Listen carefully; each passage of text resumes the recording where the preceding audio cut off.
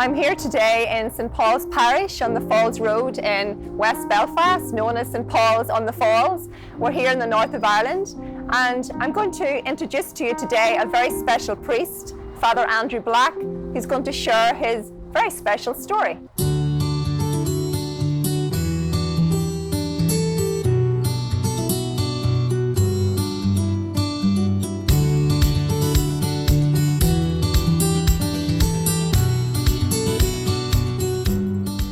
So Father Andrew, it's now been 18 months since you were ordained a priest, a Catholic priest, and after quite a momentous journey into the Catholic faith. Can you tell us a bit about that journey, a call within a call? Yeah, I suppose, when you put it like that, it sounds so much more exciting than, how I remember it, because I think in the concrete part of your life, when you're just living it, it's hard sometimes to see where God is really moving and shaking. But moving and shaking He absolutely is. I was born and baptised into the Church of Ireland, into an Anglican family, a small family. We lived a very happy, peaceful life. Church was part of our life growing up. I remember my grandmother reading me the stories of the Bible, and just faith, and in a simple way, being a big part of that. And I wouldn't have had a clue about what made a difference between a Catholic or a Protestant or an Orthodox Christian at any stage growing up. To me, just what was normal was what had been passed on to my family. By the age of 14, it's the age whenever you make a commitment within the Church of Ireland to confirm the faith of your baptism. But I just couldn't do that. I just was beginning to feel like God was really moving in my life in a different way, that He was calling me to more authenticity. And I suppose if I was to put my finger on one thing, lack of authority that I just sensed in the Protestant tradition, just lacking that kind of central teaching authority to absolutely securely know what we believe and why. And where did it come from, I think when you're a young child, you're looking for some safety, some security, and especially when you're kind of at that age where you're beginning to question everything, you want answers to your very definite questions. And I just find that Protestant faith, I struggled to be able to understand, the church, where did it come from? Who founded it? Why? What purpose does it have? Does it exist? And morality, why does the church teach what it teaches? How should I live my life in this particular way? And what authority do they have to say that? And I have to say, it's a journey of grace in many ways. It was a journey of God's kind of revealing Himself to me in different ways. I suppose my sensitivity to that was that I was seeking. I was trying to find the face of God. I found that in the Catholic Church. I just find that it had answers to all of those things that I was looking for, that continuity, that sense of tradition. And so whenever I was 16, I was received into the Catholic Church, and I thought that was the greatest gift God could ever give me. I never imagined that He could be calling me to receive another sacrament. He had more in store for you, I think Father He did. Andrew. I think he did. Yeah. But I couldn't have possibly seen that at the time. When I was 16 and the whole world just kind of completely opened up for me at that stage, and I thought, there's so much ahead of me now to live out my Catholic faith, and to be a Catholic in the midst of the world, and to change the world by being a Catholic. I really thought that was kind of my mission. And as a young person, you obviously had a lot of an impact on your peers at that time, and them on me as well. Yes. I suppose all of us want to make a difference, and I suppose as a part of growing up, being a teenager, where you don't want to stand out, where you don't want to seem any different, and yet there's that contradiction, because actually we want our contribution, we want to make ourself known, we want to have something to offer to the world, and I think that's a vocation. Essentially, I think that's what God kind of individually chooses each one of us for a purpose. I think, why am I here? Why are you here? Why has God created me in this way? To be me, and those are questions that young people are today asking all the time, right. And looking for answers, and not always looking in the right places, unfortunately. It's true. Nowadays, maybe young people especially feel that it's too much, that the expectation of our faith to live in a particular way, to have a particular type of morality, to practice our faith with intensity, it clashes with kind of a lot of the values that we see around us. A lot of people don't go to church nowadays. A lot of young people don't go to church. And if you are a young practicing Catholic, you're bound to feel that draw, away from your faith, just to be like everybody else. But God has not called us to be like everybody else. God has called us individually for our own purpose. And our happiness comes not from following everybody else, but from following God. Yes. And for me, I suppose, it was a journey towards priesthood. So at what age did you begin to feel or consider that God was calling you to specifically to the priesthood? Yeah. You converted at age 16. Yeah. Then you went back to school and did your exams like everybody else. Yeah. At what time? I was about a year after that. In fact, I was received into the church on the 6th of July, 2003. And a year to the day after, I met the vocations director in the diocese where I live, in the diocese of Down and Conor. Now, there was a journey to even get to that stage. And the priest, your parish priest, had a big influence on you, actually, Father John Stewart, yeah. I think concretely the men who we see, standing at the altar on Sunday, that's our first port of contact. It's the priest whom we know, who's our window into this whole other world. And I think that part of the challenge of having fewer and fewer priests is that we're less exposed to the priesthood. And that's something which is very damaging for the church, because we need to see men vibrantly living out their faith. We need to see men who have given themselves in sacrifice to God and to His church to serve His people. Because if we can't see somebody actually concretely living that out, then it's never going to occur to a young man at all that this could be a path for him too. And living it out with joy. Yeah, I mean, absolutely. you would talk about the happiness you find in your Catholic faith, and there's an obvious joy that emanates from you, Father Andrew, and you can see you're so happy and fulfilled in your priesthood at the moment. And how can you convey to young people really that happiness is following God and His plan for you ultimately? Yeah. Well, I think that sometimes we settle for just something that will make us feel good. I think sometimes we confuse happiness from just feeling like everything is okay. And I think especially whenever we meet challenges and disappointments in life, we just want somebody to pick us up. And I think that if we're looking for just that, if we're just looking for a good feeling, then we are not going to find that in the church, because the church is more than just about feeling good. God is not just there to help our feelings. He's there to give us a contentment, which is deep down, a supernatural joy that lifts us and elevates us from just what we see and hear, to know that there is something bigger than us, that there is a plan guiding our lives, that there is a Father who loves us in heaven, who sent His Son to redeem us, and who sends His Holy Spirit constantly to sanctify us and to bring us to real, true fulfillment. That means that we meet challenges, it means that we meet difficulties, it means that we have bad days, it means that we might have pain and suffering. But beyond all of that, we have true happiness. We all have a vocation to serve Him. We all have a calling that nobody else has. And I think that that's the route through which God helps us to find our true fulfillment. And for me, I really began to sense that this was the priesthood just shortly after I was received into the church. A number of most unlikely people asked me, are you thinking of becoming a priest? And I think they see a young guy at Mass, they think, oh, he's very pious, he's bound to want to be a priest. I don't think you can assume anything. I certainly wasn't thinking that way. And the more people said to me, do you want to be a priest? I said, no, don't be silly. But the more people asked, I kind of said, well, is this the voice of God asking me through these unlikely candidates? And the more I began to sort of question myself, really, like, could I be a priest? And if I were a priest, could I be happy? And I thought, yes. To be honest, it had never really even occurred to me that a convert could become a priest. Right. I just, in some sense, I thought, becoming a Catholic, yes, that's enough. But secondly, I kind of also thought that you would need the whole background, you need the family, you need all the structure and all the support. Basically, I thought you needed to have everything in place already before you could become a priest. God doesn't work that way. He doesn't look for the neat package. He doesn't say, who's got everything kind of neatly in one little place, and they're the one I'll choose. God chooses whom He chooses, and for whatever it is, for marriage or for single life or for whatever particular calling, God has chosen that. From before we were born, before He created us in our mother's womb, He had a purpose for us. When the idea of priesthood began to enter into that whole understanding that God has created us for something, that perhaps God had created me for priesthood, it became like such a burning desire to pursue. So once you opened up yourself to that possibility, God did the rest. Yes. But you needed to open up yourself and just to be open. I think that's the key. Yeah. I think we have to open ourselves to the possibility. I mean, the horizon is so vast.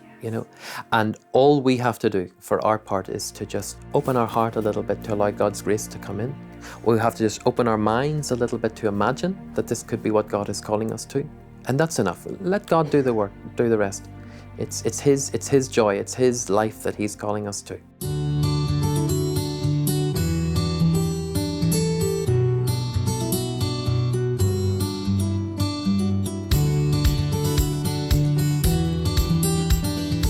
And so what practical steps did you take then within the diocese of Down and Connor that you found yourself living in to follow that path? Well, first of all, I went to speak to my parish priest because he was a good man who had guided me thus far in my knowledge of the Catholic faith. And I remember I went into the sacristy one day and I thought, how am I really going to say this even, that I'm kind of thinking of the priesthood? And you don't want to also kind of commit yourself to anything from day one. So what you're really saying is that, look, I'm looking for some help here to discern. I feel that this is what God is calling me to, but I need to be sure. And I said to him, look, kind of thinking about becoming a priest. And he looked at me and said, yes, I think that'd be a very good thing. He said to me, and I never forgot, he says, you see, being a priest is about trying to save your own soul. When you put salvation into the mix, it suddenly becomes more serious. It's like, God wants me to save my soul through the priesthood. That he wants me to be holy. In other words, he wants to be that kind of living witness in the world, and it is as a priest, and not in any other way. That's how he wants me to live out my faith concretely. That's how he wants me to work out my salvation. And in doing that, I'm helping other people in their journey towards God. And I suppose I always had that sense of the priest stands there as one of the people trying to make his journey to heaven and bringing other people with him. And I think that is the privilege of the priest. That's what I've experienced, certainly through the gift of the sacraments, that I need the Mass, I need to be part of the Mass and to celebrate the Mass as much as the people who come to partake in it as well. It's not just like something that I'm doing for the church. I'm doing this for myself as well, for my own journey. And that's how God kind of helps me personally through helping other people too. What a beautiful understanding of the priesthood, and what a wise priest God put in your path, and Father John, to even put it that way. Yeah.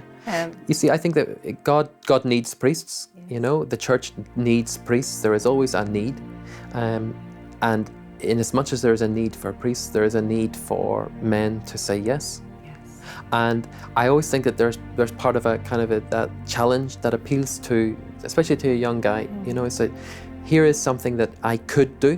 Here's a challenge that I could rise to. And I must say, it's the most amazing experience to open yourself up to that there is a need that perhaps I could fulfill, that God could be using me with all my weaknesses, with all my inefficiencies, for his purpose, to do something good for him and for his people. And whenever Father John said that to me, it just kind of, it blew me away. You got it. I got it. And it confirmed it to me that, yes, that is what I was looking for. So your ordination day, Father Andrew, what was that like? My goodness. I remember, there's a lot of preparation obviously goes into the planning of an ordination, and so many things need to be kind of carefully looked at. This is a sacrament. It's a huge moment in a man's life, in his faith journey, to kind of publicly consecrate himself to God. And I remember processing into the church on the moment of my ordination, and during the first hymn, I came to my seat and could see all these priests kind of processing, but sort of behind me, saying, this is actually my ordination. Yeah. This is actually the moment now where I am going to become a priest. That's an incredibly humbling moment. It's the culmination, in some sense, not just of your seminary journey, spent 8 years in seminary. It's the culmination of your entire life up to that moment. Because God calls us objectively from the moment before we were born. Yes. So every single day of my life was a preparation for my ordination, and beyond that, for my priesthood. And you're bringing all of that with you. You're standing before the altar that day and say, look, Lord, I don't know, why you've called me. I don't know really if I'll ever be good enough for you. I'm going to make plenty of mistakes because I'm weak and I'm just not good at so many things. But for some reason you have called me. On the day of our ordination, we lay our life before the altar, and then we spend the rest of our life trying to take it back again. And that is always the challenge, because my life is not my own. From the moment that I was baptized, I was God's. And he confirmed that for me on the day of my ordination, that my life is not my own. My pleasure doesn't come from just living my own concrete life, doing the things that I want to do. It comes from following that plan that God has given to me and set for me.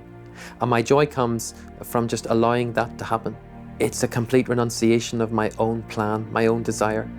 And it's so freeing. It's a very physical acting out of a spiritual reality, isn't it?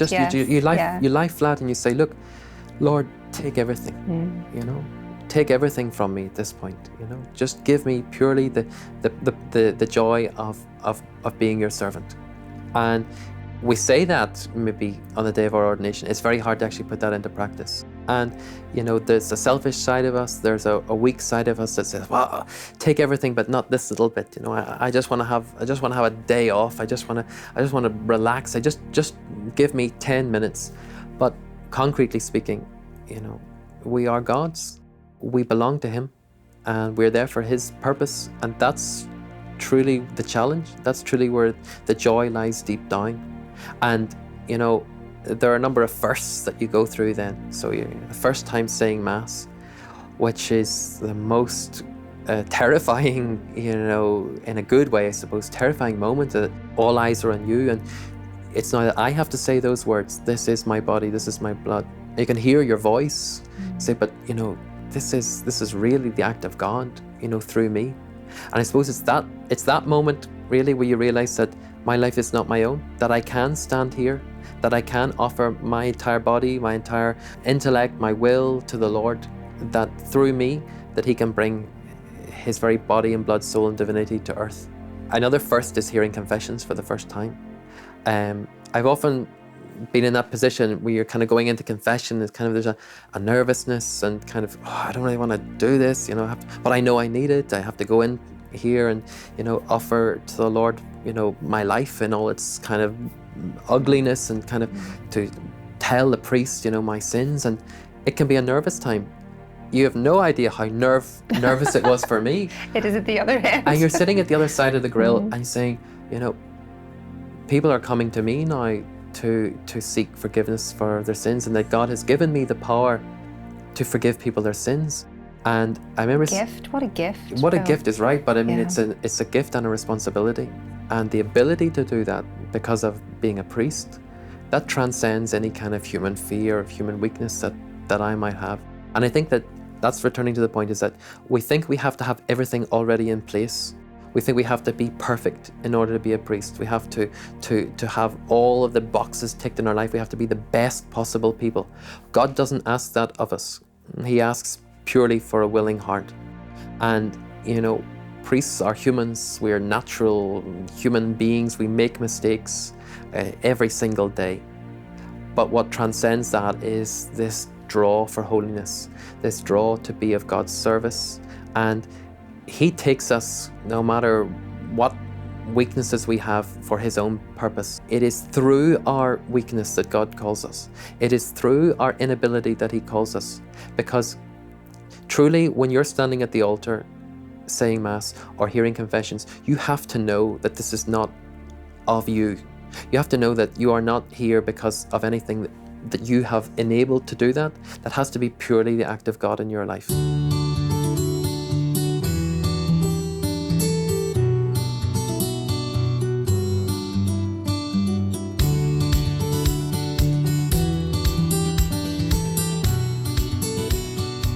Well, Father Andrew, one of the obstacles, I suppose, that many young people and even parents of young people would consider in terms of looking at the priesthood for their child, or indeed a young person looking to consider the priesthood, would be the whole idea of loneliness. You know, we have this idea the priests live on their own, they're quite isolated.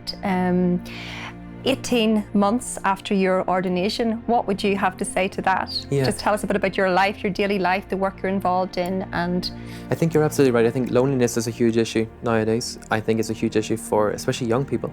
I think that there's part of our world which is very selfish. There's part of our life whole we can kind of sit in our room, go on Facebook, go on our computers. Our whole world can kind of be contained within ourselves. That is actually making us feel more and more lonely. I think a big thing about overcoming the barrier of loneliness is being open to other people. And first and foremost, a priest is open to people. I mean, the amount of people you see on a daily basis is staggering. You know, I find a real struggle to remember people's names. You're literally meeting, you know, hundreds of people in a week. And yet at the same time, you could be around people, but if the quality of your relationships is not good, you're going to face loneliness. I mean, there are people in marriage who are lonely, who haven't got somebody who they can really confide in and talk to. And I think that, yes, it's a very obvious barrier to some people that, you know, not having a wife or not having a kind of, even a lot of people living by themselves, that is something that could be very lonely. The reality, in my experience, is quite different, you know. I value having my own space. I value having a time when I can just be silent and still, because I find that priestly life is so busy. But I think that loneliness is always a question of the quality of your relationships. And first and foremost, if the quality of your relationship with God is good, if you feel God is constantly with you, if you go to Him in prayer, if He's nourishing your spirit, you're not lonely. If you can't sacrifice something of your own desire for your own personal space, then you're going to be lonely because you can't give. And I think that what helps us to defeat loneliness is actually just giving ourselves completely and freely and totally, first of all to God, but then to other people. And what makes us lonely isn't the fact that we live alone or the fact that we don't have anybody to talk to. It's the fact that we've shut ourselves off. And the more that we open ourselves up, first and foremost to God, to His passionate love for us, there's no loneliness. That's beautiful. Can you talk a little bit about your daily life? You're involved as a chaplain in the local hospital. That must be very busy. It's a busy life, you know, but I'm very lucky. Just shortly after ordination, the bishop appointed me to the hospital here in Belfast, one of the main hospitals. So my life is probably a bit different from a lot of other priests in the sense that it's very regular. You know, I go in each day at 8:30. I'm there every day till 5 o'clock. Right. So unlike a lot of priests, I kind of have fixed times during the day. But what God does in that space of time is amazing. You know, I begin every day early. You know, I think you have to kind of get up early in order to kind of be ready for the day and to win that day from the first moment. And my first thing that I do whenever I get up in the morning is to say to the Lord, Serviam, you know, I will serve you. That's my prayer. I mean, a lot of my work is just visiting the sick. One of the most privileged moments of my work in ministry is accompanying the dying and people who are at that stage of life's end and ready to go to eternity. That's a moment where, I mean, you see life there 1 minute and gone the next. You see a soul that has gone to be with God. And the fact that as a priest, you're the last person that was there with them. You were the last person there to give them some consolation, to speak to them about God, to give them courage, to give them some perseverance, to give some sense of hope in His goodness and His mercy. That is such an amazing, you know, you meet so many people who are hungry for the faith, who just don't know how to get there. People who have maybe been away from the church for years and years and years, and they're struggling to find some sense of this in their last moments. They're struggling to find this God who has always been good to them, but they haven't been good to God. They're trying to make up for that. And then you have people who have immense suffering in their life and who are challenged by, you know, why would God do this to them? And I don't know the answers to their questions, but I know that God does. So the more ordinary we feel, the more ordinary we are, the more God can use us for His extraordinary purposes. Well, Father Andrew, thank you so much for sharing your story with us. And I'm sure I'll be praying for you, and I'll ask you to pray for me. I will. And please, I know that all the viewers out there, many people that are watching and listening to your story today and to your description of the priesthood and what it means to you and what it means to the world, we'll be praying for you also in the time ahead. Thank you. I certainly need the prayers, and I just pray that there'll be more vocations. I mean, I know there are. I know God concretely is calling men to His service, and I just hope and pray that others have the courage and the conviction to see that through, because it is the most amazing life of grace that God is offering to each one of us, and especially those who commit themselves in the service of His church and His people. Beautiful.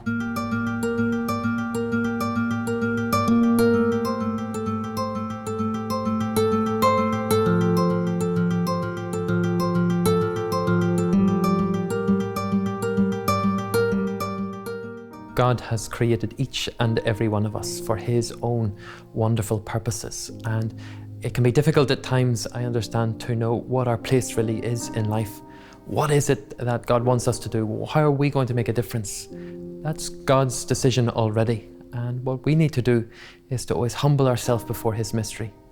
We have to believe that He has this loving plan for us, that He is calling us to achieve some wonderful purpose, even if we don't know what it is. But our inkling as to how He is calling us is a big draw on our heart. And when we begin to sense that He is moving us in one particular direction, it takes a lot of courage to respond to that call. I know that surely to become a priest, there are so many things that we just don't seem capable of. There are so many disadvantages, or so many big challenges that are in the way. That's how we look with our eyes. It's not how God looks. The priesthood is the one way in which God really comes and moves in our life in a very concrete way through the sacraments. And it is up to the priest to bring God to earth and to bring people of earth to Him. If we need the sacraments, if we need the church, if God is a part of our life, then we'll do our bit to ensure that that is possible. All God does is that asks that we open our hearts, open our minds, and allow us to be part of that plan. The priesthood is the most wonderful gift. It is not a gift for me personally, but it's a gift for the whole church. And if God can take me from my background with all the many different things that just did not seem to add up, being a Protestant, being from a different tradition, not having that whole background of the faith and the prayer that really guides towards the priesthood, if He can take me and make me a priest, then what is He not willing to do for you in your life?